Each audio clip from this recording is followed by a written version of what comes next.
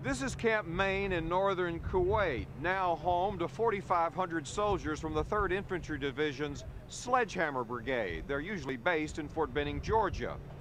In a war with Iraq, they would likely be in the thick of the battle. Hey. Army surgeons practice taking emergency medicine within range of enemy fire to save more lives.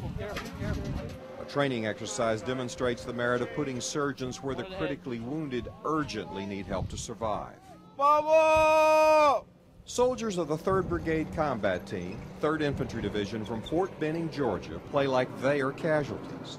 They wear simulated wounds. Intubate them in the ATLS station. Dr. David Cancelata and the 745th Forward Surgical Team from Fort Bliss and El Paso help pick out the injured that cannot survive evacuation to a rear operating room.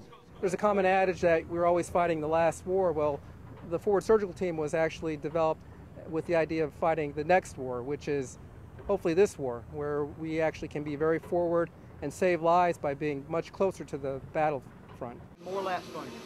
The 745th's 20-member surgical team goes in harm's way with a portable battlefield trauma room.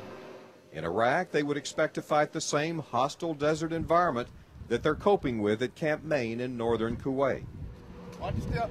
The Forward Surgical Team works in conjunction with Charlie Company of the 203rd Forward Support Battalion. Pressure dressing applied. At great risk to their own safety, Charlie Company provides a wide range of life-saving medical care from the front line to battlefield emergency rooms. We try to meet the golden hour. We try to save lives within the first hour of the person being injured. Infantry soldiers always expect to bear the brunt of war. If it comes in Iraq, the 745th Forward Surgical Team plans to increase their odds of survival.